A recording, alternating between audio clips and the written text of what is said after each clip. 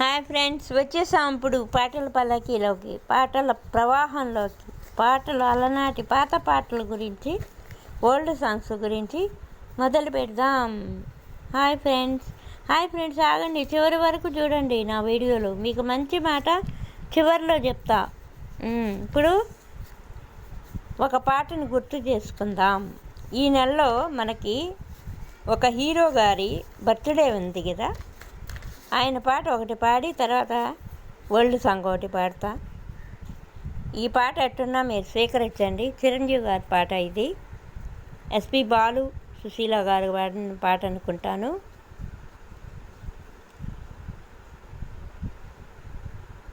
నా రెండు కళ్ళకి పువ్వుల పిచ్చి, నా రెండు చేతులకి చెంపల పిచ్చి. ఇది ఏ సినిమాలో సాంగు పాడుతున్నా?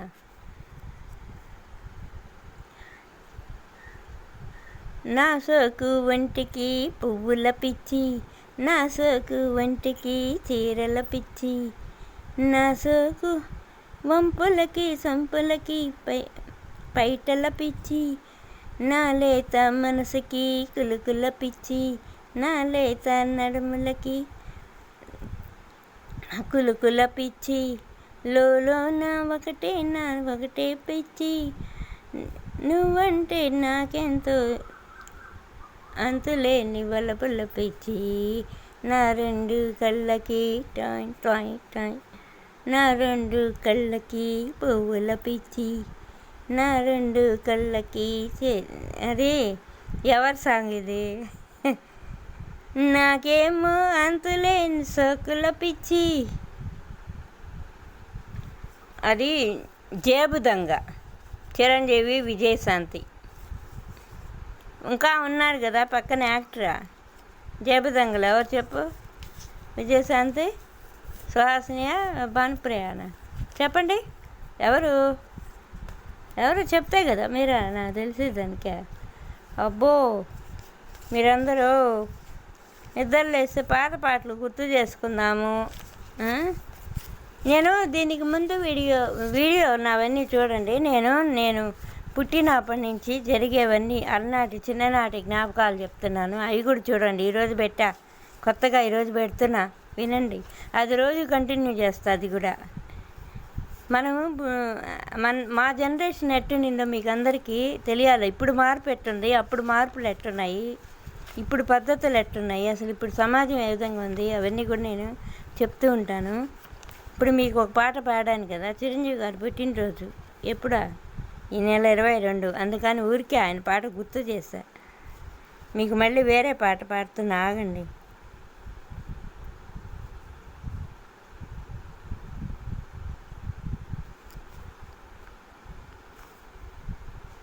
ఏం పాట పాడాలి మీకు?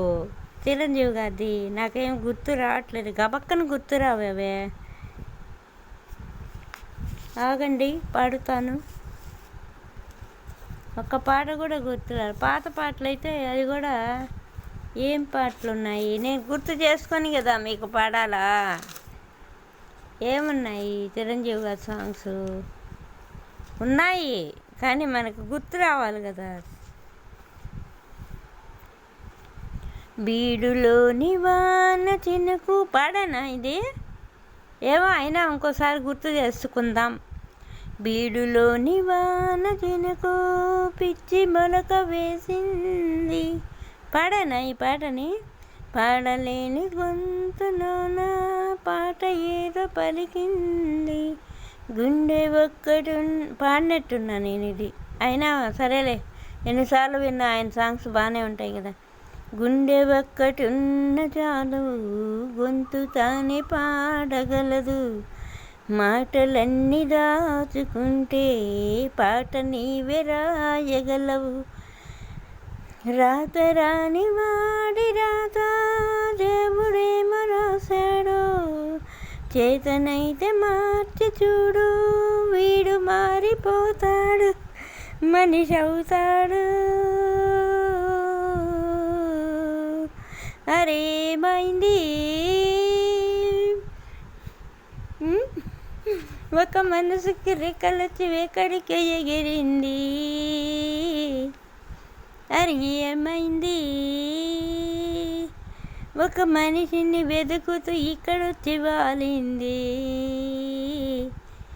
కలగాని కల ఏదు కళ్ళెదుటే నిలిచింది, అది నీలో మమతను నిద్ర లేపింది, అరే ఏమైంది? ఒక మనసుకి రెక్కలొచ్చి ఎక్కడికో ఎగిరింది. ఏంది ఈ పాట నేను పాడా, అయినా మీకు ఇష్టమే కదా. అంటే చిరు ఫ్యాన్స్ వాళ్ళకి ఇష్టం ఎక్కువగా. ఏంటంటే ఆయన అంటే ఇష్టపడే వాళ్ళకి ఆయన పాటలు 1,00,000 సార్లు అయినా వింటామయ్యా మేము. అందువల్ల పాడిందే పాడిరా అనకుండా నేను అదే పాడినట్టున్నా. సరే ఇంకోటి పాడదాం, ఇంకో సాంగ్ పాడదాం, ఆగండి. ఏ పాటలు అసలు ఒకటి కూడా గుర్తురావు, వస్తాయి. గుర్తు చేసుకుందామంటేనే గుర్తు చేసుకొని పాడాలని అర్థం, మీకు అందరికీ తెలుసు కదా. హాయ్ ఫ్రెండ్స్, మీరు నా వీడియోస్ పూర్తిగా చూడండి నాన్న. పెద్ద వీడియోలో, షార్ట్ వీడియోలో కూడా భగవద్గీత పెట్టున్నాను. ఈరోజు ఏందో గబ దాంట్లో పెట్టినట్టున్నా. మధురా నగరిలో యమునా లహరిలో ఆరాధ నా గీతి పలికినది. ఇది కూడా నేను పాడా, అయినా బాగుంటుంది. సంగీత నాట్యాల సంగమ సుఖ వేణువై. అబ్బా ఈ పాట మనసుకి ఎంత ఆనందమో ఈ పాట కదా. సంగీత నాట్యాల సంగమ సుఖ వేణువై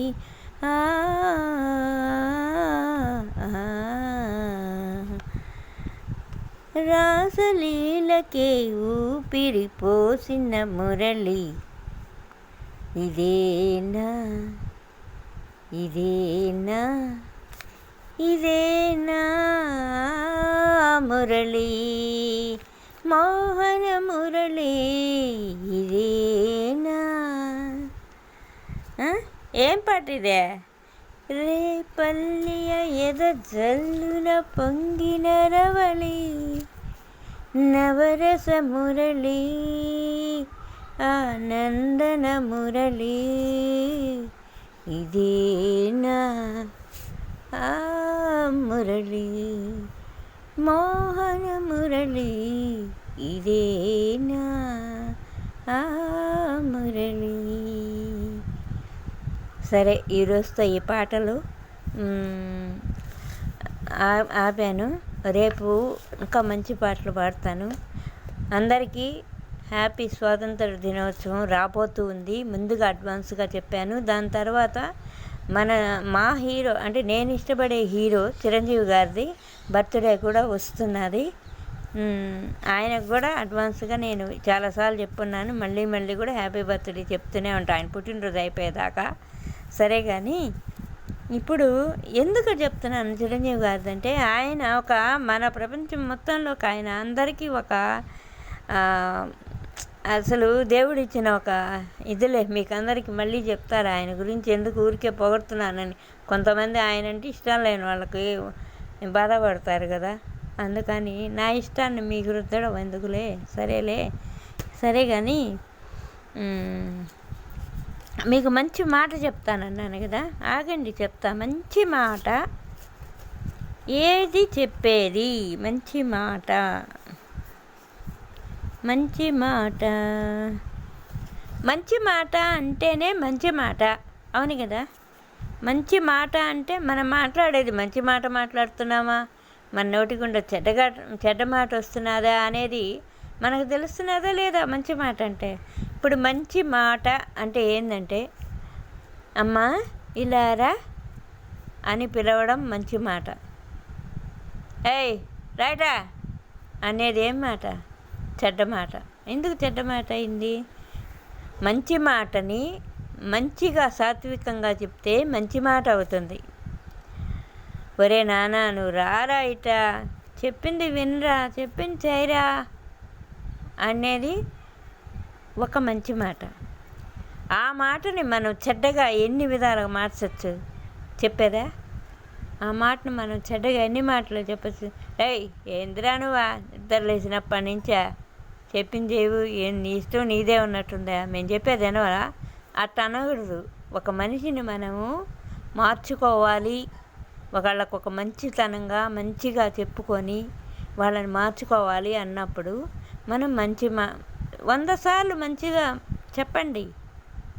తర్వాత మీ చెయ్యి దాటితే అప్పుడు మనం పరిష్కారం చేద్దాం. దానికి కూడా ఏంది ఫస్ట్ ఏం చెప్పాలి, ఒక మనిషి మంచి మాట వినలేదు అంటే మనం ఏం చేయాలి? సామదాన వేద దండోపాయాలు 4 రకాలు ఉన్నాయి వాటిల్లో. కానీ కృష్ణుడు చెప్పిందైతే అన్ని లేవు. కృష్ణుడు 101సారి దాకే 100 శిశుపాలుడికి ఎన్నిసార్లు ఇచ్చాడు ఆయన టైమా? 100 101సారి ఏం చేశాడు ఆయన కృష్ణుడు? అట్టన్ని శిరచ్ఛేదం చేయమని నేను చెప్పట్లే ఎవరిని. మనల్ని మన మంచి వాక్యాలతో, మన నోటి మంచితో, ఇప్పుడు నోటి మంచితో ఊరంతా మంచిగా ఉండొచ్చు. ఒకవేళ దుర్మార్గులే మనల్ని ఇబ్బంది పెట్టారనుకో, వాళ్ళతో మనం మాట్లాడకుండా మౌనంగా ఉన్నామంటే ఊరంతా వచ్చినా ఏం చేయలేరు.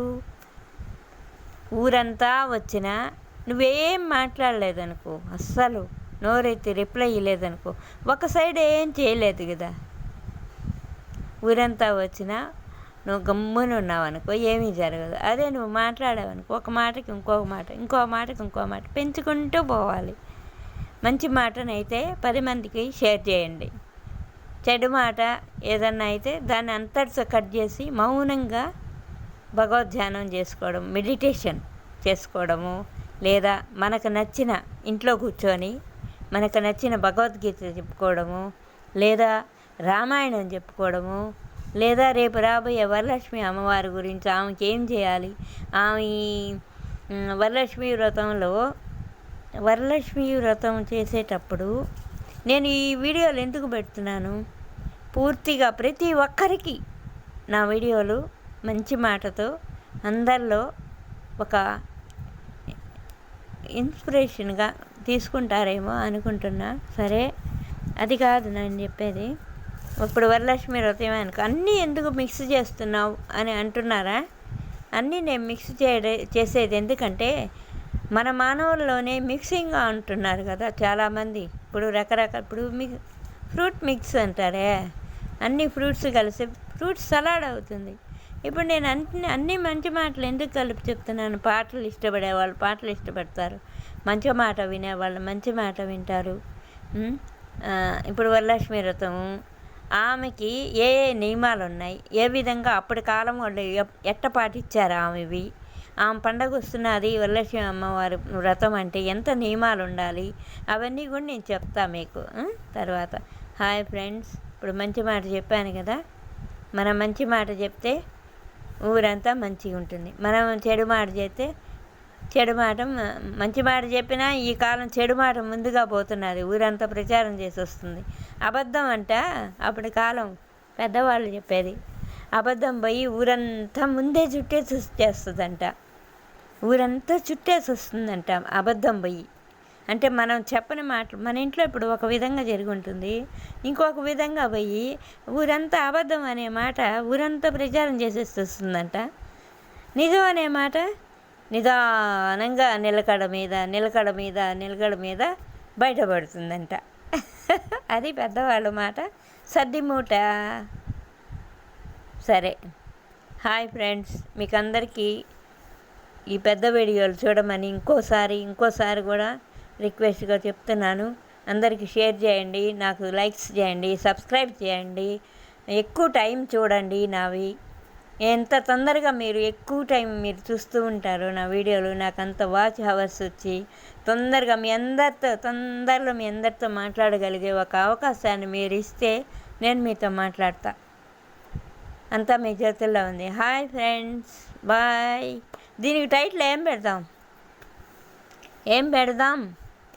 సరే, ఆలోచించి పెడతా, చూడండి నా వీడియోలు. Hi, bye.